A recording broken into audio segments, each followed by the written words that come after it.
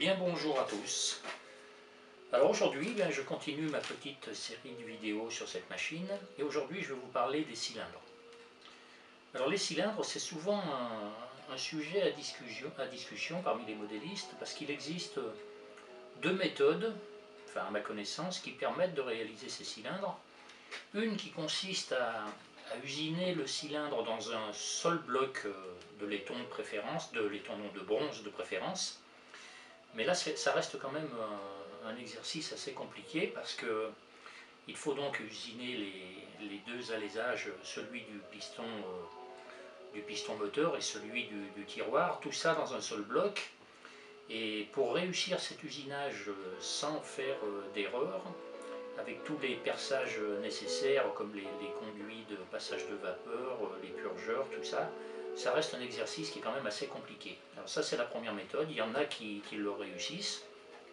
Moi personnellement je ne me sentais pas vraiment capable de le faire, donc j'ai adopté une deuxième méthode, qui est une méthode qui m'a été enseignée par Raymond Passatuto, qui est celle du mécano-soudé.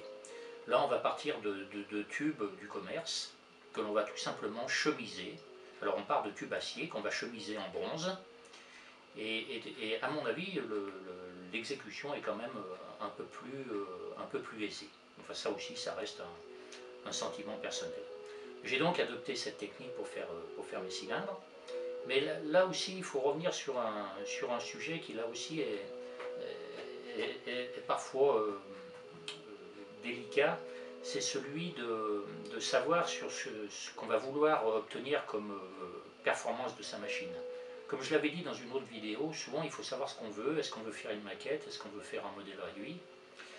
Et là, il faut bien se dire que quand on fait une machine ou un 20e, cette machine elle va être destinée avant tout à tracter une rame qui soit la plus réaliste possible. Elle n'est pas destinée à remorquer des enfants par exemple sur un petit wagon derrière ou un adulte. Le but principal c'est de tracter des wagons. Donc partant de là, il faut bien se dire que la machine doit être faite de manière à pouvoir tirer des wagons, ce qui nécessite un effort de traction qui est tout à fait raisonnable.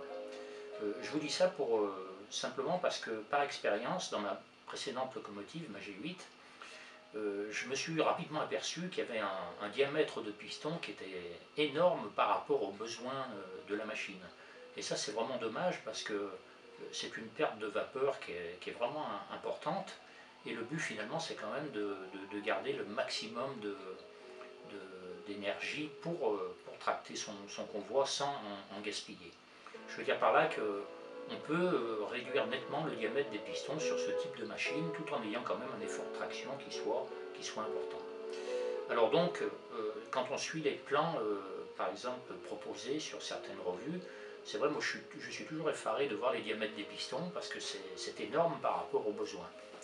À titre indicatif, sur cette machine, mes pistons font 20 mm de diamètre et c'est largement suffisant pour tracter une dizaine de wagons sans aucun problème. Alors que sur ma G8, ma précédente, les pistons étaient de l'ordre de 38 mm je crois, et ça c'est énorme et ça sert strictement à rien. Voilà, ça c'est une chose que je voulais vous dire. Après, dans la réalisation donc de ces cylindres, c'est un petit travail d'assemblage, c'est vrai que c'est assez délicat, ça mérite de la précision parce qu'en fait c'est quand même ce qui va conditionner le bon fonctionnement de la machine. Et donc il faut s'appliquer, il faut être rigoureux, il faut du doigté parce qu'il y a certains perçages, par exemple comme les couvercles de cylindres, les flasques sont tenus par des vis de 2 mm, donc il y a beaucoup de perçage et de taraudage à 2 mm. Les taraudages se font à la main et les tarauds de 2, pour ceux qui les utilisent, c'est fragile, donc il faut y aller avec doigté, mais on y arrive. Voilà, donc ces cylindres, ça fait partie de l'ensemble châssis. Ces cylindres vont donc être chargés de transformer l'énergie produite par la chaudière en énergie mécanique. Et si vous y mettez tout le soin nécessaire, je vous garantis qu'avec en suivant la méthode du mécano-soudé que je vous montre sur les photos qui vont suivre, eh bien on a un résultat qui est quand même très performant. Voilà, donc les photos vont suivre, je pense que ça sera un peu plus explicite. Et puis si toutefois vous avez des interrogations sur le sujet, vous pouvez me poser des questions, j'essaierai d'y répondre dans la mesure de mes connaissances. Voilà. Eh bien, merci à tous et à bientôt pour la prochaine vidéo.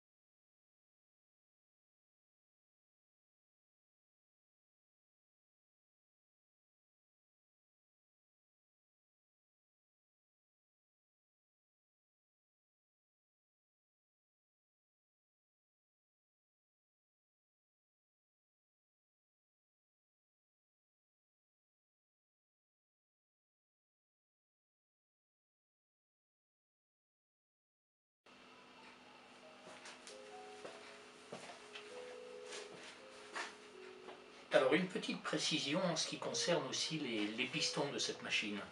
Là aussi les avis sont partagés sur la manière de réaliser les pistons. Là sur la première version sur cette machine, j'avais réalisé des pistons en inox sans segment. Pourquoi sans segment? Tout simplement parce que jusqu'à maintenant toutes les machines que j'ai faites, je n'avais pas mis de segment et c'est la méthode qu'utilisait Raymond Passatuto sur ses machines. Il ne faisait pas de segment non plus et ça marchait très bien, il l'a démontré à maintes et maintes reprises. Alors mettre des segments sur les pistons, ça peut être un plus certainement, je pense qu'on doit y gagner un petit peu, mais ça reste quand même un exercice qui est assez compliqué. Mais bon, ça, à chacun de voir. Par contre, il existe aussi une deuxième méthode, et là, maintenant, la machine, je l'ai modifiée. Malheureusement, à cette époque-là, ça fait déjà quelques années, j'ai pas eu le temps de faire des photos, mais en fait, j'ai adopté une méthode qu'on utilise beaucoup dans le modélisme naval, sur les moteurs à vapeur, c'est le piston à coupelle téflon. En fait, le piston est constitué de deux coupelles en téflon rigides, et l'étanchéité se fait justement par le téflon qui est en friction en permanence sur la chemise en bronze du cylindre. Et là, les résultats sont vraiment excellents. Je l'ai testé sur d'autres moteurs à vapeur et j'ai constaté un net gain de puissance quand même sur les moteurs avec ce principe. Alors je l'ai adopté, je l'ai monté sur j'ai utilisé cette méthode sur cette machine et il est vrai que je pense qu'on gagne quand même un petit peu de puissance.